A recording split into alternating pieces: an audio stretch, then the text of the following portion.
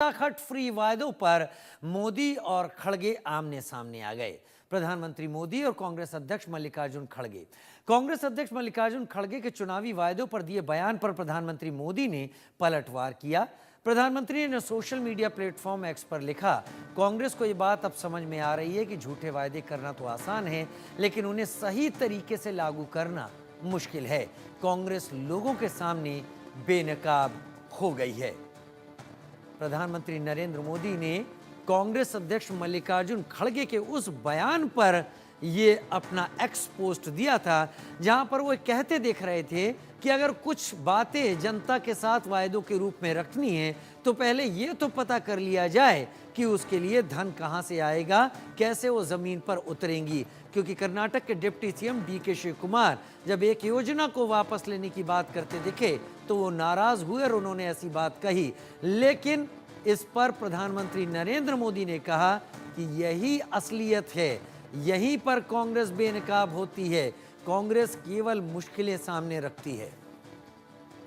जयराम ठाकुर मेरे साथ इस वक्त जुड़ गए हैं, पूर्व मुख्यमंत्री हिमाचल प्रदेश। जयराम जी, बहुत स्वागत है आपका इंडिया न्यूज पर हमारे साथ जुड़ने के लिए। प्रधानमंत्री नरेंद्र मोदी और कांग्रेस अध्यक्ष मल्लिकार्जुन खड़गे, दो बड़ी पार्टियां भारत की, उनके सर्वे सर्वा माने जाते हैं। और जब मल्लिकार्जुन खड़गे अपने ही सांसदों, अपने ही नेताओं के बीच में ये बातें करते हैं कि कोई भी योजना लाने के पहले ये समझ तो लेना चाहिए कि इसके लिए धन कहां से आएगा, योजना जमीन पर कैसे उतरेगी, आपने वायदे तो कर दिए, तो प्रधानमंत्री का ये टेक वाजिब यहां पर बनता है कि वो ये बात कहें कि कांग्रेस की असलियत क्या है। इस पर कांग्रेस क्यों बिलखती है, क्यों परेशान होती है? देखिए, एक बात को लेकर के हमको समझना होगा कि नरेंद्र मोदी जी जो हमारे देश के प्रधानमंत्री हैं, उनकी वर्किंग अलग तरह की है। हमेशा उनकी ओर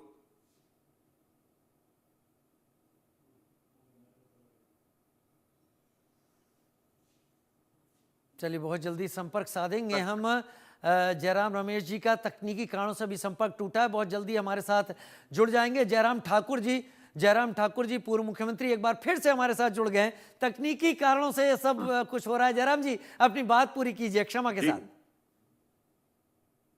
देखिए, बड़ी सीधी सी बात है कि प्रधानमंत्री नरेंद्र मोदी जी का बड़ा साफ कहना है कि फ्री वीज के वो हमेशा खिलाफ रहे हैं और मुख्यमंत्री को हमेशा वो इंस्ट्रक्शन देते रहते हैं कि फ्री वीज को का ये कल्चर जो है वो रोकना होगा, ये देश हित में नहीं है, प्रदेश हित में नहीं है। और जहां तक खड़गे जी की बात आपने कही, चलो अच्छा लगा मुझे ये सुन करके कि अब उनको एहसास हुआ कि झूठे वादे करके सत्ता हासिल तो की जा सकती है लेकिन चलाई नहीं जा सकती है। क्योंकि हिमाचल प्रदेश पूरे देश भर में आज चर्चा का विषय इसलिए बना है, यहाँ झूठ बोल करके सत्ता हासिल तो कर ली लेकिन चलानी बहुत मुश्किल हो गई है।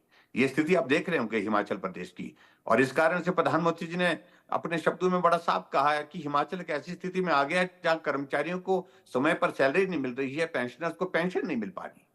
लेकिन मुझे हैरानी इस बात को लेकर के होती है, जब पूरी फाइनेंशियल सिचुएशन प्रदेश की सबके सामने होती है, सभी पार्टी के नेताओं को मालूम होता है कि क्या स्थिति है, लेकिन उसके बावजूद वे सत्ता को हासिल करने के लिए झूठे वादे करते हैं। कांग्रेस ने यही किया और आज ये स्थिति है हिमाचल प्रदेश में कि कांग्रेस की 10 गारंटियों में से सही मायने में एक भी गारंटी पूरी नहीं हुई।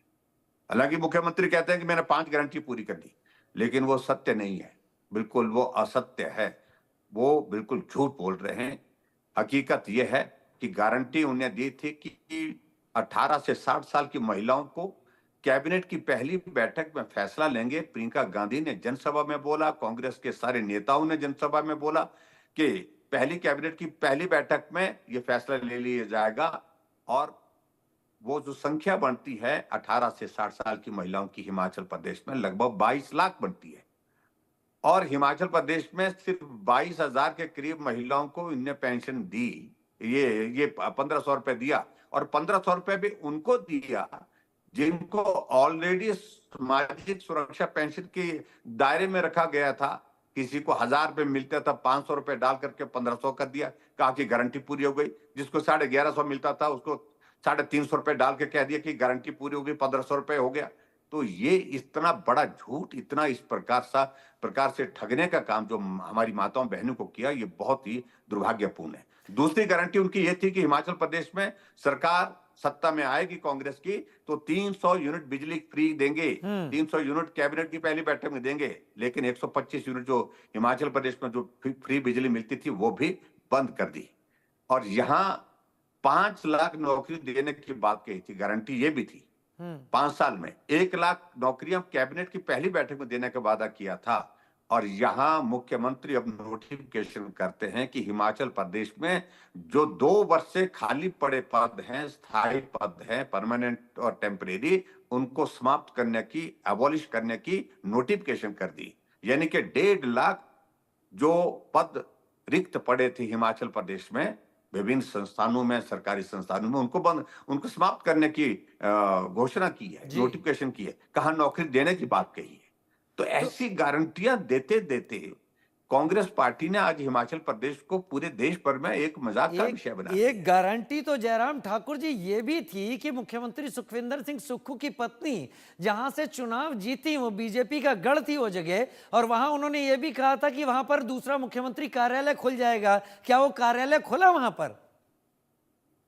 देखिए, अभी तक तो इस प्रकार की कोई बात हुई नहीं है। मुख्यमंत्री का कार्यालय कॉन्स्टिट्यूंसी में खोलने की बात जनरली होती नहीं है।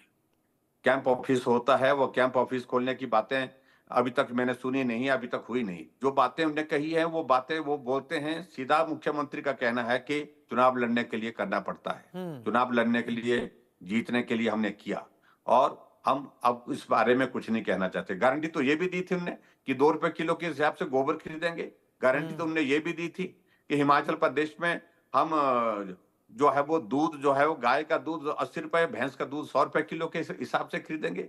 गारंटी तो बहुत दी थी, 10 गारंटियां हमने कहा कि 10 जन्म नहीं पूरा कर सकते हैं।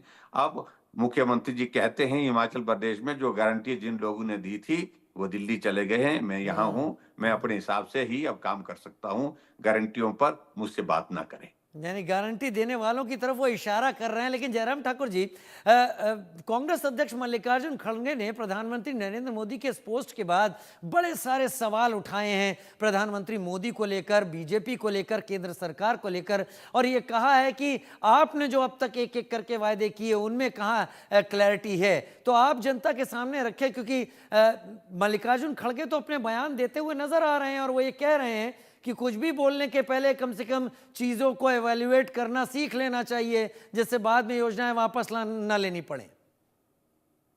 नहीं, देखिए, एक बात को लेकर के मुझे इस बात को लेकर के संतोष है कि खड़गे जी को अब समझ में आ रहा है कि ये झूठ बोल करके सत्ता हासिल करने के लिए ये फ्रीबीज का कल्चर जिस प्रकार से उनकी पार्टी ने शुरू किया है, खटाखट खटाखट, ये समाप्त करना चाहिए, ये रोकना चाहिए, नहीं तो जवाबदेही बहुत मुश्किल होगी।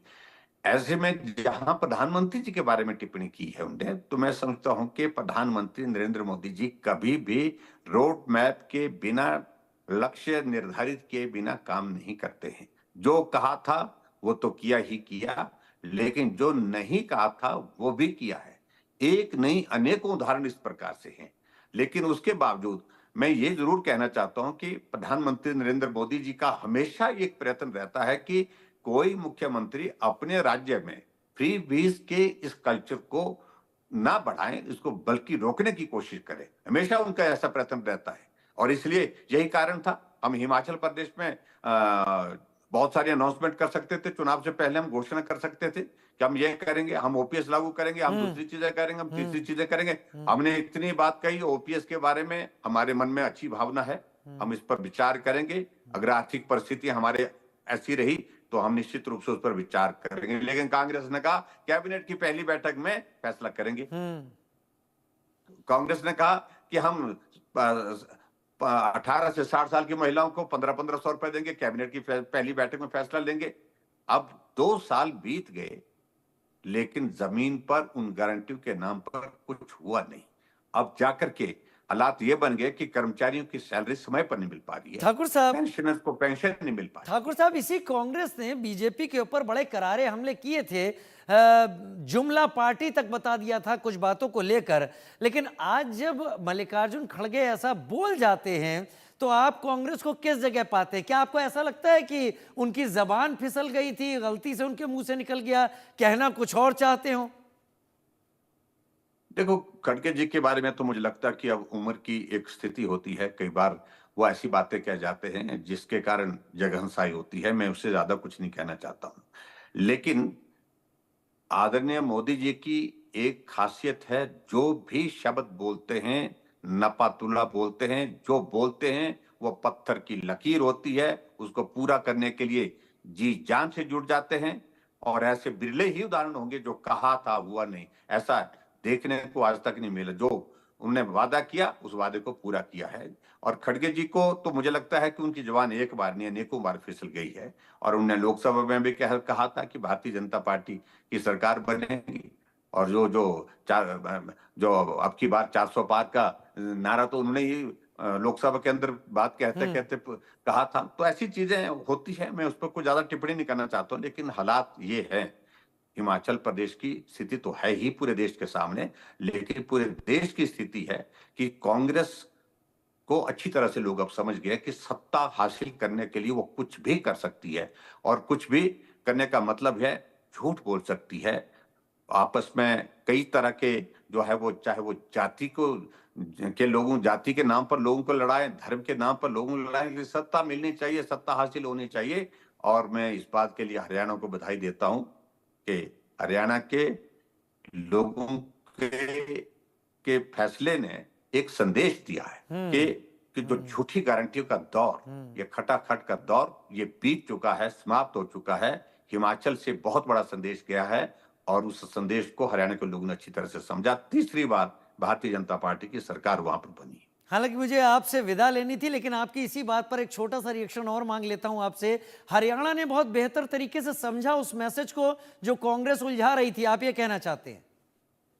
हाँ, निश्चित रूप से मुझे जानकारी मिली है कि कांग्रेस के वहां हरियाणा के नेताओं ने भी पार्टी हाईकमान में इस बात का संदेश दिया है, इस बात की जानकारी दी है, रिपोर्ट दिया है बाकायदा कि हिमाचल प्रदेश में जो गारंटियां दी, जिन गारंटियों के कारण हमारी जगहंसाई हुई, पूरी नहीं हो पाई, कर्मचारियों को सैलरी नहीं मिल पाई, पेंशनर को पेंशन नहीं मिल पाई, और उससे आगे बढ़ करके ये स्थिति बन गई हिमाचल प्रदेश में कि टॉयलेट टैक्स तक की नौबत। जी हाँ, 25 रुपए पर सीट, इससे ज्यादा बुरा और क्या हो सकता है? 25 रुपए पर सीट के हिसाब से लेकिन टैक्स मुझे लगेगा। उम्मीद तो है यहां तक सरकार जाने का मतलब है कि हिमाचल प्रदेश में जो हालत हुई है, उस हालत से हरियाणा को बाहर रखना चाहिए। इसलिए हरियाणा के लोगों ने बड़ा साफ संदेश दिया। मुझे उम्मीद है जयराम जी आप इस मुद्दे को हरियाणा हिमाचल की जनता तक पहुंचाएंगे कि जो पार्टी शासन कर रही है उनके राष्ट्रीय अध्यक्ष किस तरीके के बयान दे रहे हैं, और आप बीजेपी इसकी तैयारी भी कर रही होगी। फिलहाल बहुत धन्यवाद, आपने कीमती समय निकाला,